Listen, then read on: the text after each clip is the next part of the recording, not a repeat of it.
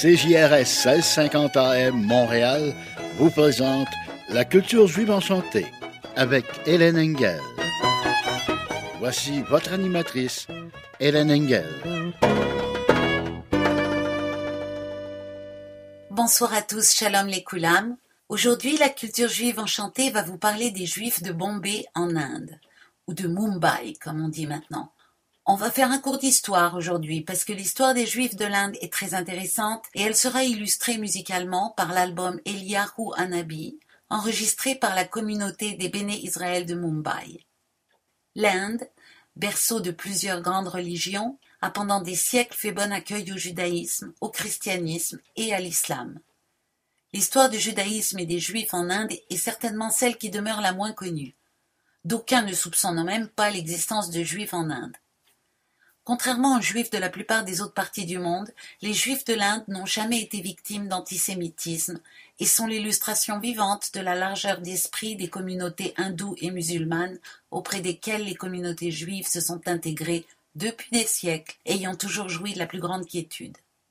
L'histoire des Juifs en Inde recouvre celle de 3 communautés juives historiques qui totalisaient 6000 membres en 1997, chacune dans une aire géographique très déterminée. Les Béné Israël dans les environs de Bombay, dont on va parler aujourd'hui, la communauté Baghdadi, c'est-à-dire originaire de Bagdad, aux alentours de Calcutta et Bombay, et la communauté de Cochin, dans le sud du sous-continent. Elle-même divisée en 2 groupes, les Juifs noirs, plus anciens, et les Juifs blancs, d'origine plus récente. Les couleurs blanc et noir n'impliquaient aucune différence dans les apparences physiques, elles renvoient par contre à un statut social supérieur ou inférieur dans le système des castes indiennes. Les Juifs noirs de Cochin et les Béné Israël sont les 2 communautés les plus anciennes, et bien qu'on ne sache pas grand-chose avec certitude, leur installation sur la côte ouest de l'Inde en suivant les routes commerciales depuis le Moyen-Orient remonte probablement au premier millénaire de l'ère chrétienne. Au cours de leur histoire et jusqu'au XVIIIe siècle, ces 2 communautés sont restées séparées, sans contact l'une avec l'autre. Les contacts avec le reste du monde juif furent également très ténus, plus encore pour les Béné Israël de Bombay que pour les Juifs de Cochin, qui conservèrent quelques liens avec l'extérieur. Alors écoutons un chant de Shabbat pour nous mettre dans l'ambiance, Ki Eshmera Shabbat, où les musiciens pourront distinguer une juxtaposition de majeur et mineur. Je reparlerai plus tard de la musique spécifique des Béné Israël.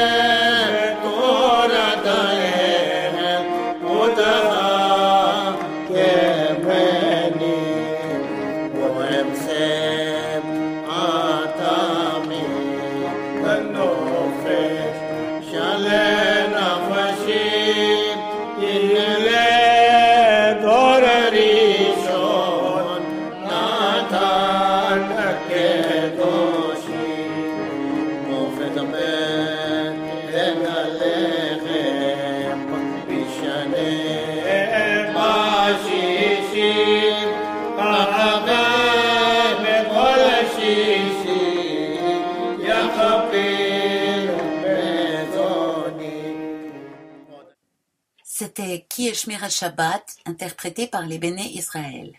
D'où viennent les Béné Israël de la région de Mumbai? L'absence de sources documentaires a donné lieu à différentes théories. Ils pourraient venir de Palestine, du Yémen, de la Perse ou de Babylone. Certains pensent que leurs ancêtres arrivèrent du nord, dans le pays Konkan, qui est la région au sud de Bombay, à la suite d'un naufrage. 7 hommes et 7 femmes auraient survécu et seraient à l'origine de l'actuelle population. L'historien Béné Israël Chaim Kar fait ainsi descendre la communauté d'Israélites ayant fui des persécutions syriennes en Samarie au IIe siècle avant Jésus-Christ.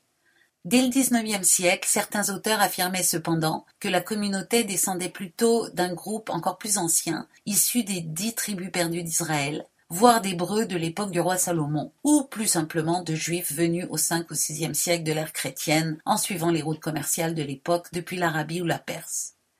La génétique nous permet aujourd'hui de raffiner un peu, mais il y a une grosse résistance des croyances. Grâce à l'analyse de l'ADN, il semble que l'origine des chromosomes Y soit d'origine moyen-orientale et que le patrimoine génétique maternel comprenne toujours une lignée maternelle d'origine irakienne ou iranienne, voire italienne d'ailleurs, à côté de la lignée locale. Les Béné Israël sont physiquement semblables aux Maraths, c'est-à-dire les habitants de la région, ce qui confirme qu'ils se sont mêlés aux populations indiennes. Ils ont également pratiquement les mêmes coutumes en dehors de leur religion et parlent la même langue.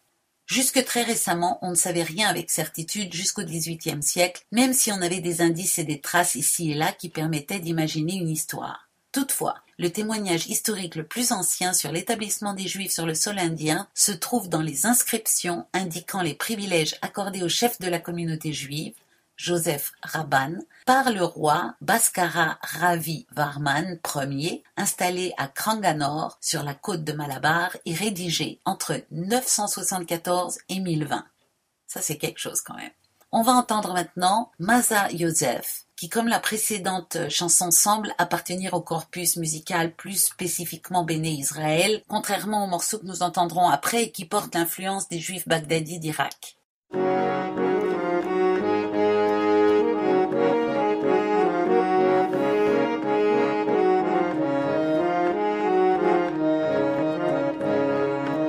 Masa Yosef tekhila kar poni tari sanga ho shekhe mas patavila bhava satya pahala kaya gati zali tyala Yosef ala mahu mote 17 varsha se hote baal rahe sanitya sarvagal mahu beti lavala mool kaya bhula maza padali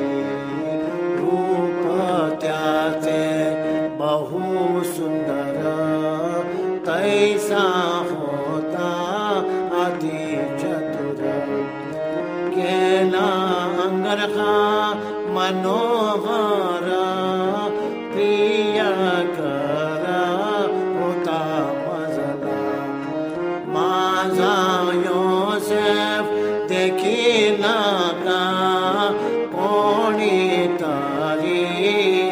सांगा हो माझी प्रिया राहेल कामीन तिजला होताच बिनयामीन ती मरता झालो मी दिन माये विना मळे ऊने भारी वाचून जैसे पेले नित्य दिसती कोमेली तैसी वेळ तुझ आली आड केले जीवासी माझा योसेफ देखिला का कोणी तरी सांगा शेखे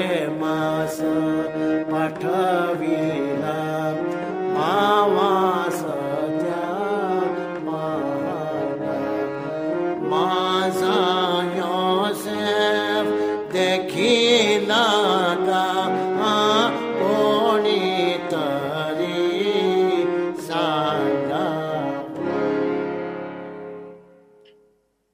C'était Masa Yosef, interprété par les Béné Israël. À partir du XVIIIe siècle, l'existence des Béné Israël se précise. En 1738, le missionnaire danois Sartorius mentionne une communauté de Juifs qui se dénomment Béné Israël, qui n'ont pas la Bible et ne connaissent pas l'hébreu, et dont la seule formule de prière ou de doctrine est le mot Shema, qui est le premier mot de la prière la plus solennelle du judaïsme, le Shema Israël, écoute, ô Israël. Ils avaient gardé également le Shabbat et la circoncision, et cela, même Maïmonide au XIIe siècle en a eu connaissance. Les Béné Israël furent découverts et identifiés en tant que juifs au XVIIIe siècle par des marchands juifs venus de Cochin. Ils étaient une caste de presseurs d'huile et étaient distingués des autres presseurs d'huile sous le nom de Shanivari Telis, c'est-à-dire les presseurs d'huile du samedi, Shanivar, parce qu'ils respectaient le Shabbat. À part la religion, la communauté était totalement indianisée et rien ne permettait de les distinguer de leur environnement indien. La pratique indienne des castes interdisait les mariages intercastes, c'est certainement ce qui leur a permis de survivre dans un milieu qui les aurait sans doute, sans cela, assimilés. À compter de 1813, les autorités britanniques autorisent l'action des missionnaires chrétiens en Inde. Paradoxalement, c'est ça qui aidera les Béné Israël à retrouver leur identité juive. En effet, ce sont les missionnaires qui leur transmettent la Bible, traduite en marathi, leur enseignent l'hébreu et développent l'enseignement et l'explication de l'Ancien Testament. C'est sans doute pour contrer l'influence de ces missionnaires qu'en 1826, un groupe d'enseignants juifs de Cochin vinrent vivre au milieu des Béné Israël et leur enseigner l'observance du judaïsme traditionnel. Enfin, en 1838, Shlomo Salem Shourabi, un autre juif de Cochin, s'installa chez les Béné Israël où il devint l'un des enseignants et leaders religieux les plus importants. À partir de 1840 et jusqu'à la fin du XIXe siècle, une dizaine de synagogues verront le jour. Mais ils ont perdu une partie de leur autonomie sociale et religieuse. Sous l'influence des Juifs de Cochin ou des Bagdadis de Calcutta, séfarades, les Béné Israël ont opté pour le rite séfarade, avec certaines particularités propres à la communauté. Ils étaient éduqués dans des écoles protestantes, dirigées en tant que militaires ou fonctionnaires par le Raj britannique et en tant que juifs par les Yéménites, les Cochinis ou les Bagdadis. Il faudra attendre la fin du XIXe siècle pour qu'une élite Béné Israël occidentalisée apparaisse. On va entendre maintenant un Tsour Michelot, dont on n'est pas sûr s'il vient de l'héritage des Juifs bagdadis ou de celui des Juifs de Cochin. Il est en mode majeur, un mode qui existe tant en Occident qu'en Orient sous le nom de mode Ajam, ou qu'aux Indes sous le nom de mode Bilival.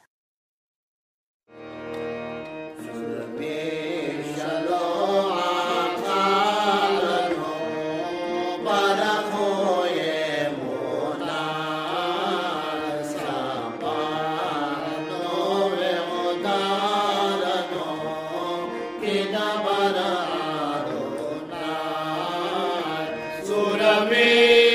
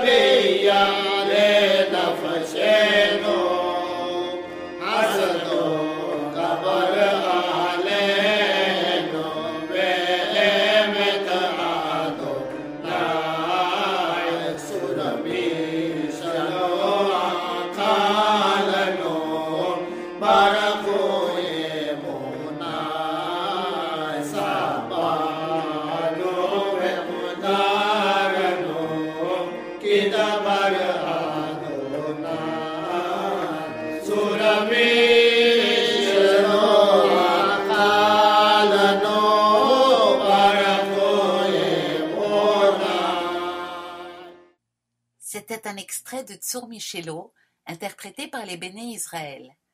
Vous observerez que même sur une mélodie aussi simple et harmonique que ce Tsur Michelot, les Béné Israël n'utilisent pas la polyphonie. Bien que ceux-ci aient été rejudaïsés, les autres juifs des Indes les regardaient avec une certaine réserve, compte tenu de leur longue ignorance des lois juives.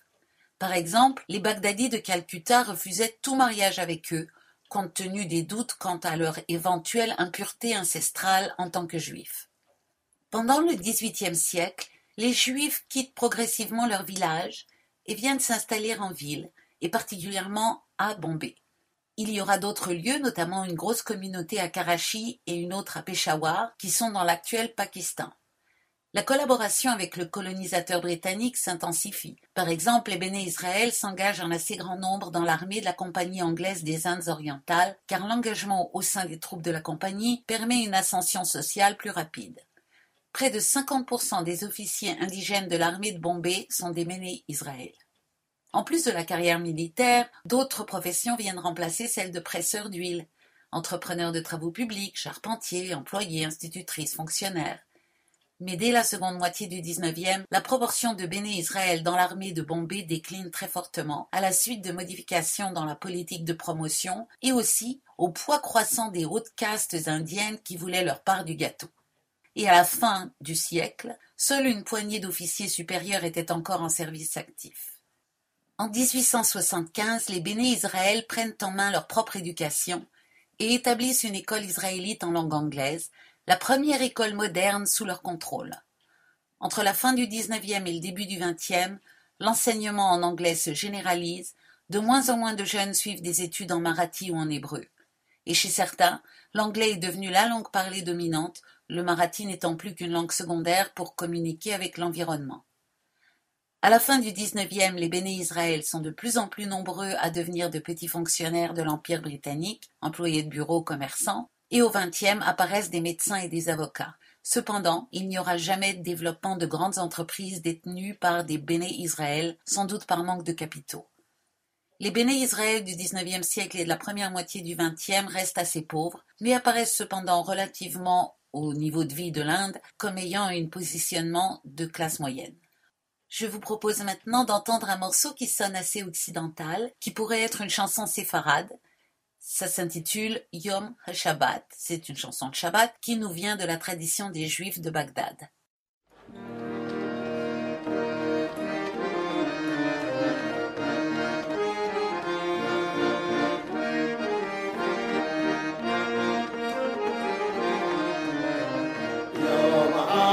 Shabbat,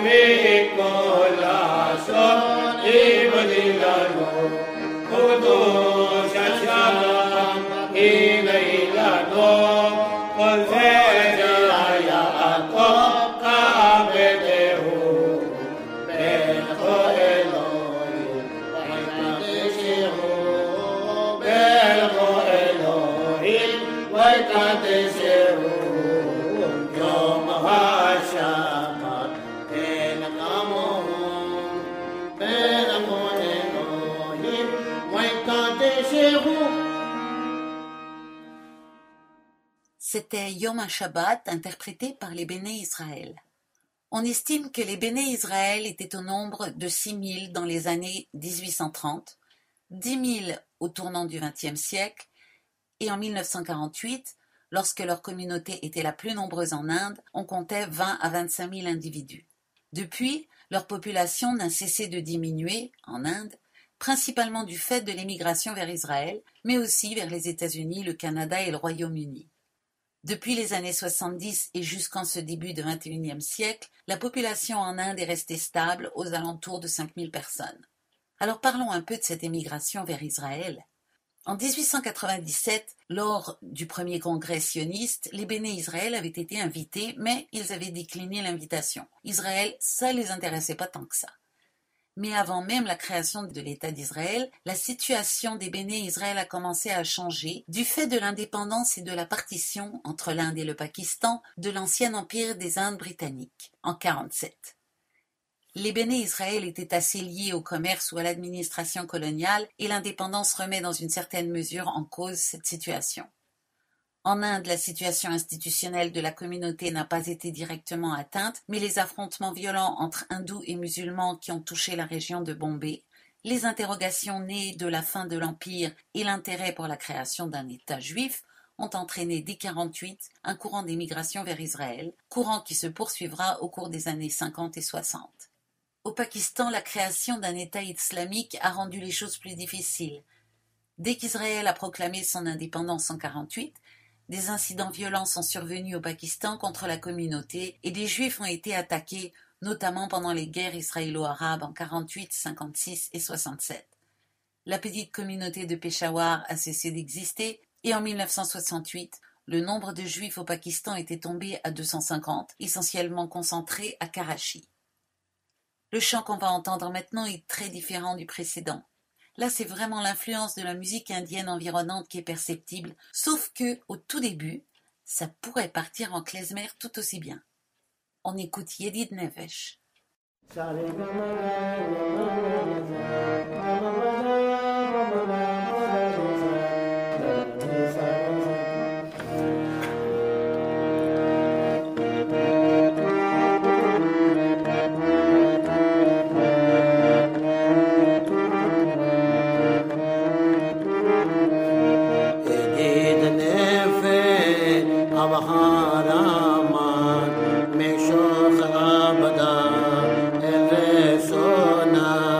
Yahus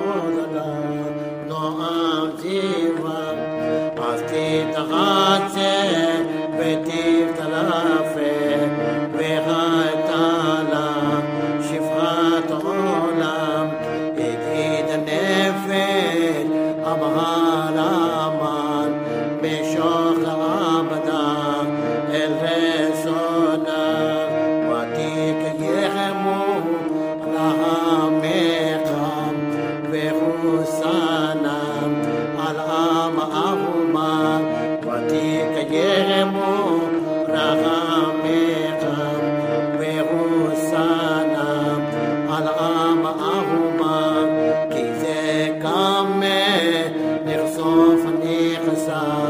לראות בתים ארץ עוזה ענה אלי עמדת ליבי והוא סנם ועל תתעלם ידיד הנפש אבחרמן בשוך עבדה אל רצונה יגלנה ופרוש החמים עלינו את סוכת שלומה יגלנה ופרוש החמים עלינו את סוכת שלומה תאיר ארץ מכבודך נגילה ונשמחה בה מהר אהוב כי במועד והודנו כי מעולם ידיד הנפש אבחרמן בשוך עבדה אל רצונה ידיד הנפש אבחרמן בשוך עבדה אל רצונה אדוני יכול לך קיווינו היא لبيك ما في شأنه بهالسنة كل يوم يبغونه خبط أثناء أثناء كيني وشيء كذي ولا فير يوم في يوم ولا في الله يك إسرائيل أثناء مقبض ولا يك C'était Yedid Nefesh, interprété par les Béné Israël. Et vous êtes sur Radio Shalom Montréal 1650 AM, à l'émission La culture juive enchantée, animée par Hélène Engel. Mais en Israël, les choses n'étaient pas simples pour autant. Les humains étant ce qu'ils sont, il faut qu'ils en trouvent un qui sera moins bien qu'eux. Alors les Juifs indiens sont mal vus en Israël parce qu'ils ont la peau plus foncée. Et les Béné Israël sont en plus mal vus par les Juifs indiens baghdadis parce qu'ils n'étaient pas d'assez bons Juifs et pas assez purs. En effet, pendant des siècles, les Béné Israël avaient vécu sans rabbin, ni connaissance de la loi juive. Leur mariage, leur conversion d'Indiens, considérés comme probables compte tenu de leur apparence physique, étaient donc suspects. En Israël, les rabbins ont le monopole sur le mariage des Juifs, et du fait des doutes du rabbinat sur la judaïté des Béné Israël, ces derniers eurent soudain des difficultés à se marier. En 61, le rabbinat posa la question de savoir si les membres de la communauté étaient encore pleinement juifs. Et ça allait loin. Une analyse généalogique était demandée avant tout mariage d'un Béné Israël, et une conversion rituelle avant mariage, visant à lever tout doute, était également demandée. Ces problèmes ont freiné leur émigration et entraîné des mouvements de protestation des Béné Israël vivant dans l'État juif. Cette question est peut-être une exportation des anciennes divisions communautaires indiennes, dans la mesure où le grand rabbin séfarade d'Israël de l'époque, Yitzhak Nissim, était originaire de Bagdad et que les Bagdadis, en Inde, tenaient la dragée haute au Béné Israël. Il a fallu attendre jusqu'en 64 pour que la situation soit définitivement réglée. Les principales villes israéliennes où vivent les Béné Israël sont Ashdod, Lod, Ramleh et Beersheba. La plupart des Juifs de Karachi vivent aujourd'hui à Ramleh et y ont construit une synagogue qu'ils ont nommée Magen Shalom, du nom de l'ancienne synagogue de Karachi. Il semble qu'il y ait une certaine résistance à l'assimilation culturelle en Israël, à part ceux qui étaient déjà très occidentalisés avant leur immigration. En 2007, les membres les plus âgés parlent encore l'ourdou ou le marathi. Le niveau d'éducation a cependant augmenté et les mariages avec les membres d'autres communautés juives se sont fortement développés.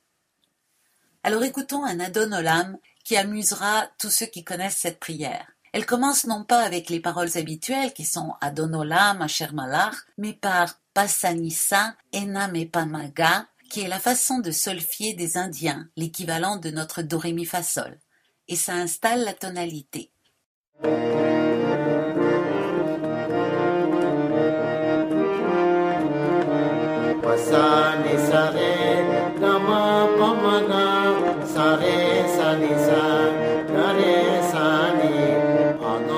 olam asher malach b'terem kol yesir nibra le'ed nasam kerem sokol azay melech shemo nikra ve'achareh kitvot hakol lebano imloch nora ve'hu haya ve'hu hoveh ve'hu yeh ve'tifara ve'hu ye'achad ve'en sheni leham shilo lehamira ve'hu rishon ve'hu aharon lechol chomer ולכל סורה בלי ראשית בלי תכלית ולא המון והמשרה בלי ערך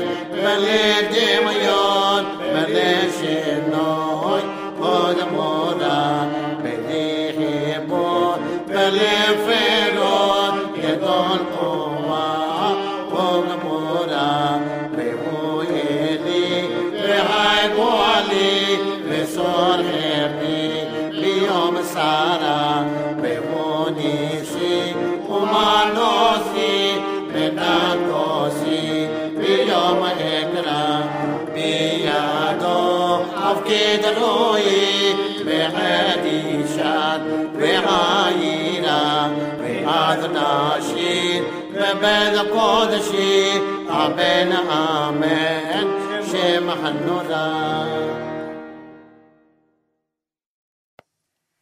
C'était Adonolam interprété par les Béné Israël. Alors parlons un peu de la musique des Juifs de Bombay. À l'instar des autres traditions juives, elle est essentiellement vocale, a cappella et chantée par les hommes pour tout ce qui est du domaine religieux. Pour ce qui est des chants de la vie commune, ils peuvent être chantés par les hommes ou les femmes et accompagnés par des instruments à l'occasion. Le répertoire comprend le domaine religieux avec les prières, les cantilations bibliques, les piyutim et pismonim de Shabbat et des fêtes. Ces textes sont essentiellement en hébreu et un peu en araméen, ce qui indique qu'ils ne remontent pas plus loin que le XVIIIe siècle. Et les influences culturelles sont essentiellement celles de Cochin, Bagdad et du Yémen. Quelques airs ashkénazes sont arrivés sur le tard, fin XIXe ou XXe.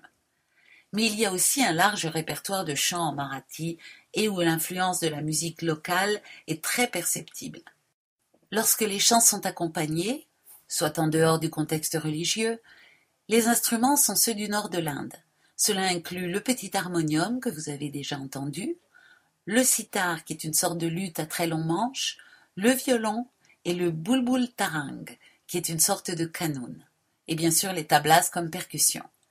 Il est intéressant de constater que malgré une importante influence moyen-orientale, les Béné Israël n'ont pas adopté leur système de makam, qui utilise des quarts de ton, mais juste des demi-tons. De plus, leurs ornements sont rythmiques, comme dans la musique indienne, et non libres comme au Moyen-Orient. On va entendre une partie des Sheva Brachot, c'est-à-dire les 7 bénédictions qu'on chante pour les mariages, sur une mélodie qui vient des Juifs de Bagdad, mais vous verrez que les intervalles restent dans les tons et demi-tons. Et comme ils gardent le même air pour les 7 bénédictions, je vais arrêter à la 4e.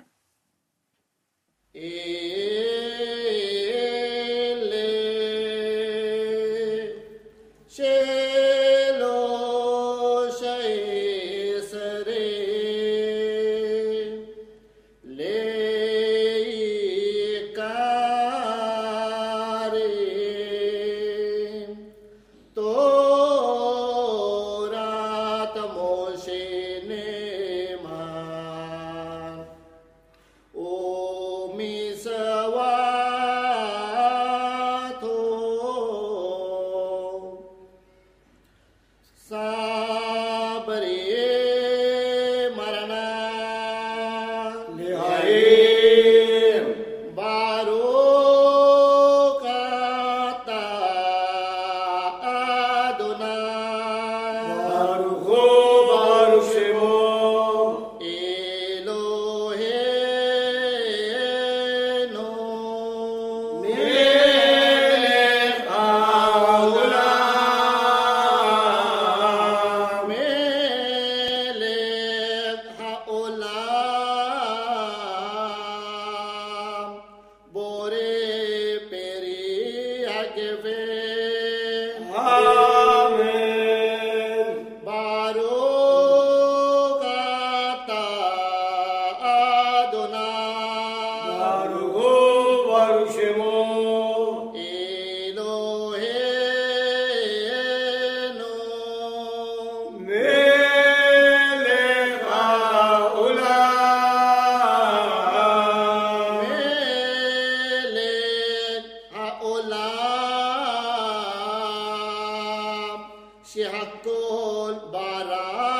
Bodo. Amen. Baruch atah Adonai. Baruch Baruch Shemo. Eloheinu. Melech haolam. Melech haolam. Yoser ha'adam. Amen. Baruch atah Adonai. Baruch Baruch Shemo. Eloheinu. Melech haolam. Melech haolam. Asher yasar et ha'adam besalmo. Baselem demut tabnito. Vehitkon lo mimeno binyan adean. Baruch atah Adonai. Baruch Baruch Shemo. Yoser ha'adam. Amen. Sostasis vitagel akaram. Bekibus baneham. Letoka bimehera besimaham. Baruch atah Adonai. Baruch Baruch Shemo. Mesameya Sion bebaneha. Amen. Sameya tesamam reim ahobim. Kisameha kaisiram begane del mikedem. Baruch atah Adonai. Baruch Baruch Shemo. Mesameya hatan vekalam. Amen. Baruch atah Adonai. Baruch Baruch Shemo. Eloheinu. Melech haolam. Melech haolam. Asher malach sason vesimcha hatan vekala. Asher bara sason vesimha hatan vekala gila verina disa vehedwa abavyava shalom vereot mehera Adonai Eloheinu isma be'are Yehuda ubahusot Yerushalayim. Kol sason vekol simcha. Kol hatan vekol kala. Kol sason vekol simha. Kol hatan vekol kalam. Kol misalot upot hatanim mimiste umari mineginatan. Baruch atah Adonai. Baruch Baruch Shemo. Mesameya hatan imhakalla umasliya. Amen. C'était quelques-unes des Sheva Brachot interprétées par les Béné Israël. Les Juifs de Bombay ont développé une pratique qui leur est propre, sans doute inspirée de la culture locale qui fait une cérémonie similaire appelée Puja. C'est un office appelé Malida ou Eliyahu Hanabi, d'où le titre de l'album que nous écoutons. C'est une action de grâce associée à des événements heureux ou des rites de passage tels que les mariages, bar mitzvah, naissances, les départs ou retours de voyage ou une guérison. On y chante un pismon ou hymne à la gloire du prophète Élie et d'autres prières quasiment toujours les mêmes. Alors écoutons donc ce Eliyahu Hanabi qui se chante à cette occasion. Vous noterez que ça commence par une partie vocale libre et le chant proprement dit, plus rythmé, le suit. C'est un 3 temps très strict et vous noterez que, en effet, les ornementations restent parfaitement dans la carrure. Cette mélodie vient de la tradition de Cochin.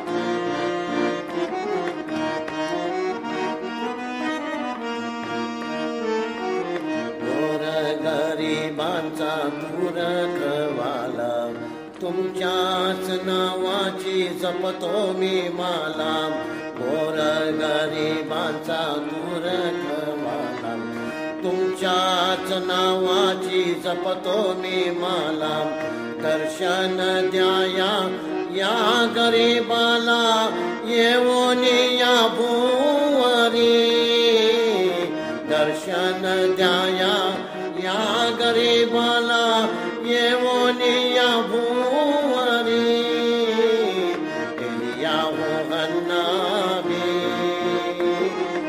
Eliyahu हन्नाबी वाट तुमची आज पाहते ही सारी मक्कानी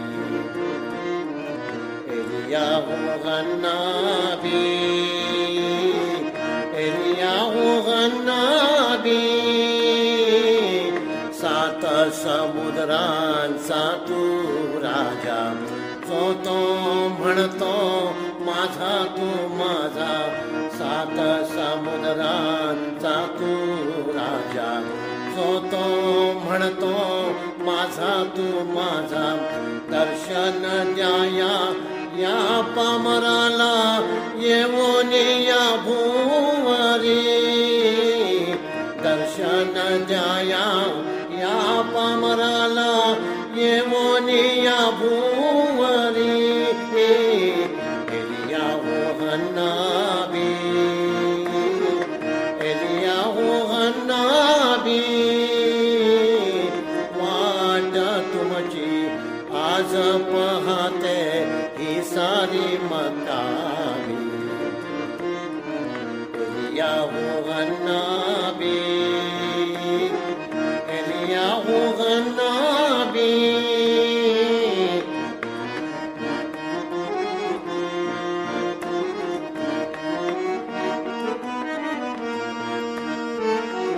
जगणे व मरणे तुमच्याच हाती तुमच्याच पायाची लागू द्या माती जगणे व मरणे तुमच्याच हाती तुमच्याच पायाची लागू द्या माते हीचा सदिच्छा पिनहासयाच्या आये हो अंतरी हीचा सदिच्छा पिनहासयाच्या आये हो अंतरी एलियाहू हन्नाबी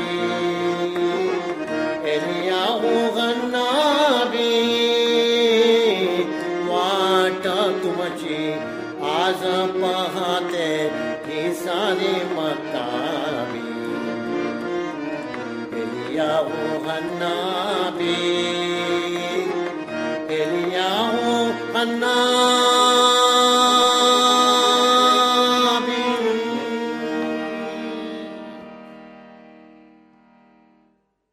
C'était Eliyahu Hanabi interprété par les Béné Israël. Vous avez entendu que les couplets étaient en marathi? Et pour les musiciens, la tierce picarde à la fin est un peu surprenante, non? Même lorsque certains chants sont empruntés à une tradition ou l'autre, ils ont souvent évolué différemment chez les Béné Israël. Le chant Yonati Ziv Yifater, que les Juifs de Cochin chantent à l'unisson pour certaines fêtes, est chanté par les Béné Israël uniquement pour les mariages, en solo, par le marié à sa bien-aimée, et la congrégation répond. Alors écoutons ce Yonati Ziv Yifater.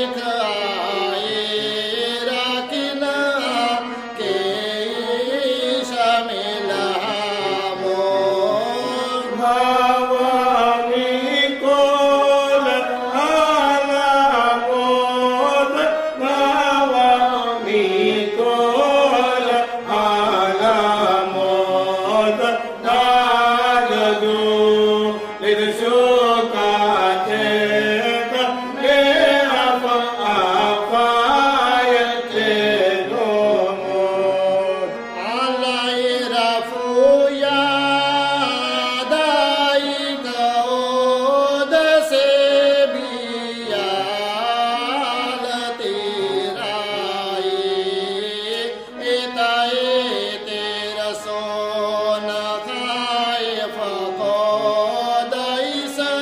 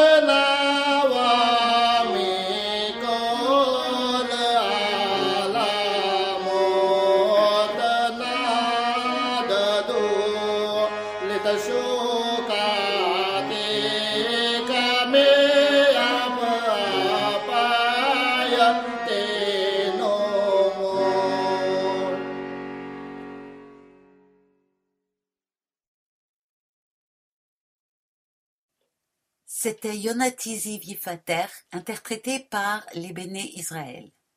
Et c'est là-dessus que nous allons refermer notre livre d'histoire d'aujourd'hui.